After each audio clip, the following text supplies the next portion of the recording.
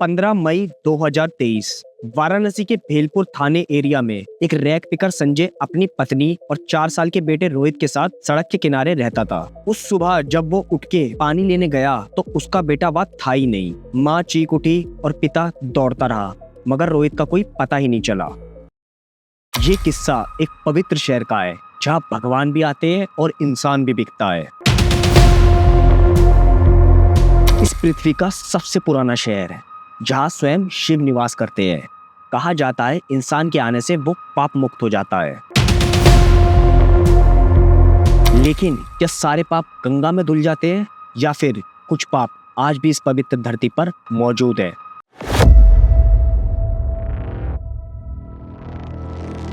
शुरुआत में पुलिस ने इसे एक नॉर्मल मिसिंग चाइल्ड केस समझा, लेकिन कुछ दिन बाद एक इन्फॉर्मर ने कामचा क्रॉसिंग से एक शख्स को पकड़ा, जिसके फोन में छोटे बच्चों के फोटो और डील मैसेजेस मिले। वहीं से पता चला वाराणसी में एक इंटरस्टेट चाइल्ड ट्रैफिकिंग गैंग काम कर रहा था। गैंग के मेन लोग थे अनुराधा देवी, मनीष जैन और जगवीर बरनवाल। उनका नेटवर्क बिहार, झारखंड और बंगाल तक फैला हुआ था। पुलिस ने काफी महीनों की तहकीकात के बाद रोहित को झारखंड के हजारीबाग से रिकवर किया। वहाँ वो एक महिला के घर मिला था जिसका नाम था यशोदा देवी पंडित, जिन्होंने उसे करीब 2.5 लाख में खरीदा था और उसका नाम बदलकर अनूप पंडित रख दिया था। लेकिन सिलसिला यहाँ तक नहीं था। जब इन्वेस्टिगेशन आगे बढ़ी तो पुलिस को एक शॉकिंग लिंक मिला। इसी गैंग ने कुछ महीनों पहले एक और बच्चे को चुराया था, 1 साल की मोहिनी, जिसके पिता शमशेर सिंह ने रिपोर्ट दर्ज कराई थी। 28 मार्च को अंधरा पुल ब्रिज के नीचे से किडनैप हुई थी और 29 मई को चेतगंज पुलिस थाने में रिपोर्ट दर्ज करवाई। 15 अप्रैल 2025 को सुप्रीम कोर्ट ने वेरीफाई करा और बताया कि ये एक ही नेटवर्क है जो वाराणसी के गरीब बच्चों को टारगेट करता है और दूसरे राज्यों में बेचता है। ये सिर्फ एक किडनैपिंग नहीं थी, ये एक नेशनल क्राइम नेटवर्क बन चुका था और इसका एक पैटर्न भी था।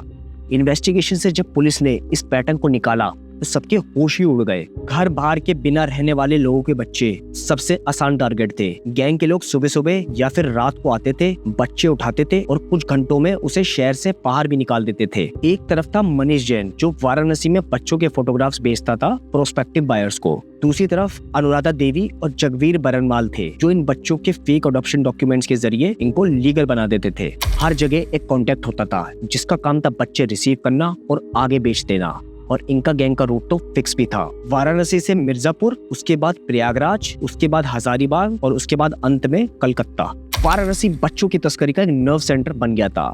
एक स्पिरिचुअल शहर के बीचों बीच एक ह्यूमन सेलिंग नेटवर्क तैयार हो रहा था। जून 2023 से दिसंबर 2023 तक यूपी पुलिस और सीआईडी टीम ने मल्टीपल रेड्स कंडक्ट करे। वाराणसी, मिर्जापुर, झारखंड और बिहार में टोटल 12 बच्चे ट्रेस हुए, जिनमें से 7 को सेफ रिकवर भी कर लिया गया। उनमें से एक था रोहित, जो हजारीबाग में मिला था। लेकिन मोहिनी जैसे कई बच्चे आज भी मिसिंग लिस्ट में है। अप्रैल 2025 में सुप्रीम कोर्ट ने साफ क्लियर कर दिया था, ये रैकेट सिर्फ उत्तर प्रदेश का नहीं है, ये एक इंटरस्टेट नेटवर्क है जो रिलीजियस टूरिज्म की आड़ में ऑपरेट कर रहा है। कोर्ट ने यूपी पुलिस, झारखंड पुलिस और सीडब्ल्यूसी को जॉइंट टास्क फोर्स बनाने का ऑर्डर दिया, मगर जजमेंट की एक ही लाइन ने सब कुछ बता दिया था। Varanasi is emerging as the focal point of child trafficking in the eastern corridor. NCRB के अनुसार सिर्फ उत्तर प्रदेश में 2020 से 2024 तक 3500 से भी ज्यादा बच्चे मिसिंग रिपोर्ट हुए हैं, जिनमें से लगभग 1000 बच्चे सिर्फ वाराणसी जोन से है। पुलिस जब पूरे रैकेट के पीछे गई तो पहले तो उन्हें लगा ये कोई गुंडे बदमाशों का काम है,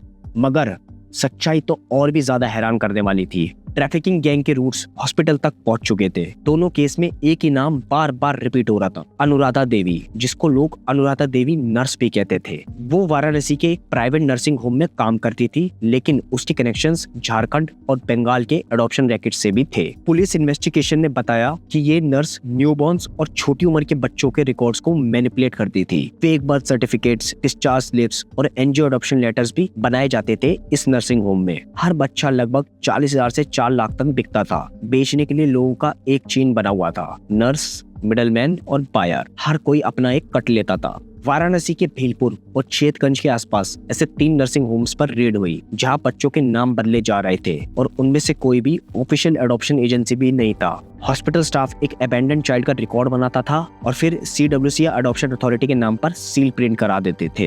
एक जेन्युइन बर्थ रिकॉर्ड और फॉल्स डॉक्यूमेंट में सिर्फ एक सिग्नेचर का अंतर होता था। इन्वेस्टिगेशन से ये भी सामने आया कि कुछ एनजीओज एडॉप्शन और चाइल्ड केयर के नाम पर रजिस्ट्रेशन लेकर बच्चों के प्राइवेट बायर्स को सप्लाई कर रहे थे। इनमें से काफी एनजीओ के रजिस्ट्रेशन कैंसिल हुए हैं, मगर फाइल्स दिखाती है आज भी काफी एनजीओ अंडर इन्वेस्टिगेशन है। दिसंबर 2023 में पुलिस इंस्पेक्टर रविशंकर यादव को एक टिप मिलती है। उन्होंने एक नर्सिंग होम पर रेड करी जहां पर उन्हें 2 नवजात शिशु मिले और एक फेक एडॉप्शन रजिस्ट्रेशन भी मिला। वहीं से इन्वेस्टिगेशन पूरी तरीके से एक्सप्लोड हो गई। इंस्पेक्टर ने बाद में सुप्रीम कोर्ट को एफिडेविट में लिखा, hospital insiders were facilitating child transfers under the garb of medical records. Court ने डायरेक्ट ऑर्डर दिया सभी प्राइवेट नर्सिंग होम्स के चाइल्ड रिकॉर्ड्स की वेरिफिकेशन हो।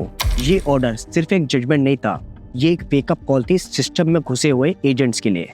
लेकिन ये लोग बायर्स तक पहुंचते कैसे थे? दरअसल वाराणसी के घाट से लेकर बिहार झारखंड के बॉर्डर तक एक इनविजिबल कॉरिडोर बन गया था। पुलिस इन्वेस्टिगेशन से पता चला ये शुरुआत होती थी वाराणसी के स्लम एरिया से, फिर उसके बाद मिर्जापुर, उसके बाद प्रयागराज, फिर उसके बाद टेहरी ऑन सोरे के रास्ते बच्चे पहुंच जाते थे झारखंड और बंगाल के बॉर्डर्स तक। हर स्टेशन पर एक रिसीवर होता था, कोई रिक्शे वाला या फिर कोई मेडिकल एजेंट या फिर कोई एनजीओ वर्कर। बच्चों को बस या फिर ट्रेन से भेज दिया जाता था और उनका नाम लिस्ट से फिर मिटा दिया जाता था। वाराणसी के बाहर और बिहार झारखंड के अंदर कुछ प्राइवेट हाउसेस भी होते थे जिसे गैंग ट्रांजिट होम भी बोलता था। इन्हीं ट्रांजिट होम्स में बच्चों को कुछ दिन के लिए रखा जाता था, फिर यहाँ पर उनका नाम, उम्र और उनका धर्म सब कुछ बदल दिया जाता था। बच्चे जब बॉर्डर क्रॉस कर जाते थे तो उन्हें एक नई जिंदगी दी जाती थी। फेक नाम और फेक स्कूल। झारखंड और बिहार के कुछ प्राइवेट स्कूल्स में इन बच्चों के एडमिशन फॉर्म भी मिले थे। बर्थ सर्टिफिकेट और ट्रांसफर सर्टिफिकेट दोनों नकली होते थे। यहाँ एक रोल नंबर उनका एक नया पहचान बन जाता था। एक रिपोर्ट के मुताबिक ऐसे कम से कम 60 ट्रांजिट होम्स आइडेंटिफाई हुए जहाँ से बच्चों को बायर्स तक पहुँचाया गया। अगस्त 2023 में पुलिस को एक टिप भी मिली। उन्होंने वाराणसी जंक्शन पर एक कपल को रोका। उनके बैग से 2 नवजात शिशु मिले। दोनों के आईडी पेपर्स अलग अलग स्टेट्स के थे और जब पूछा गया तो कहा गया एडॉप्शन के लिए ले जा रहे हैं। इन्वेस्टिगेशन ने दिखाया ये कपल मनीष जैन के कॉन्टेक्ट लिस्ट में था। दरअसल गैंग सिर्फ ग्राउंड पे काम नहीं करता था, ऑनलाइन भी करता था। पुलिस ने मनीष जैन के मोबाइल से व्हाट्सएप और टेलीग्राम ग्रुप्स रिकवर किए। ये ही था उनका डिजिटल बाजार। जब पुलिस ने इंटरस्टेट वेरिफिकेशन मांगी तो झारखंड और बंगाल के बॉर्डर चेकपोस्ट ने कहा उनके पास कोई रिकॉर्ड ही नहीं है। मतलब तस्करी खुले आम हो रही थी लेकिन कोई सिस्टम ट्रेस ही नहीं कर पा रहा था। सुप्रीम कोर्ट ने इस पर भी एक रिमार्क दिया था, lack of coordination between the state agencies allowed traffickers to operate freely. पर 2024 के शुरुआत में यूपी और झारखंड पुलिस ने काफी जॉइंट रेड्स किए। 2 मेजर अरेस्ट भी हुए, जगवीर बरनवाल और संतोष साव। दोनों ने कन्फेस किया कि उन्होंने 10 से भी ज्यादा बच्चे क्रॉस बॉर्डर भेजे थे। सुप्रीम कोर्ट ने अपने 2025 के ऑर्डर में साफ लिखा था, Varanasi has become the hub of trafficking routes linking UP to eastern corridor. A special interstate task force must monitor rail and bus transit points. सितंबर 2023 में जब रोहित को वापस वाराणसी लाया गया तो उसके माँ बाप ने उसको पहचानने में काफी समय लगाया कि उसको बालों का कट, अपीयरेंस और रहन सहन सब कुछ बदल गया था।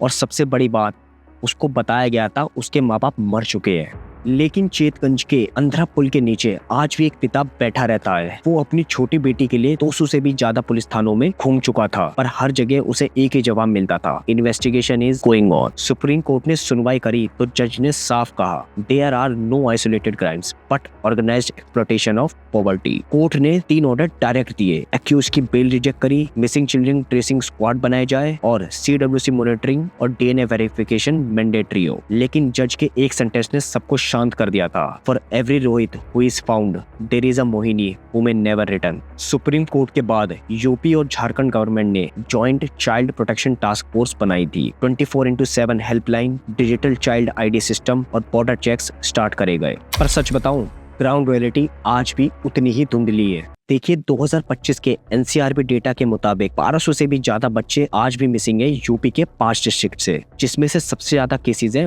वाराणसी जोन के। एक लोकल जर्नलिस्ट ने ये भी लिख दिया था, वाराणसी के घाट पर लोग मोक्ष ढूंढते हैं लेकिन उन्हीं घाट के नीचे लोग अपने बच्चे को भी ढूंढते हैं। अब आप लोग ये सोच रहे होंगे कि मैंने वाराणसी ही क्यों चुना, और भी तो काफी जगह है जहाँ पर बच्चों की तस्करी होती है काफी रेशियो में। देखिए वाराणसी दुनिया के नक्शे पर है और यहाँ के सांसद हमारे देश के PM नरेंद्र मोदी है। उत्तर प्रदेश और सेंट्रल में सेम गवर्नमेंट है यानी BJP। वाराणसी के डिस्ट्रिक्ट में सारे एमएलए भी बीजेपी के हैं, तो ऐसा तो कोई रीजन हो ही नहीं सकता स्टेट गवर्नमेंट का सेंट्रल गवर्नमेंट के साथ कुछ मन मुटाव हो या फिर तहकीकात में कोई अड़चने आ रही हो। यहाँ पर रोज हजारों फॉरेनर्स टूरिस्ट भी आते हैं। जब एक शहर इतनी रोशनी में हो, उसके अंधेरे भी सबसे ज्यादा नजर आने चाहिए। अगर वाराणसी जैसे शहर का ये हाल है तो बाकी शहर का तो अंदाजा ही नहीं लगा सकते। दिन दहाड़े खुले में बच्चों की तस्करी हो रही है, धार्मिक पर्यटन की आड़ में खुला बच्चों का व्यापार हो रहा है। देखिए, वाराणसी जैसे रोशनी के शहर में ये लोग खुले में कांड कर रहे हैं।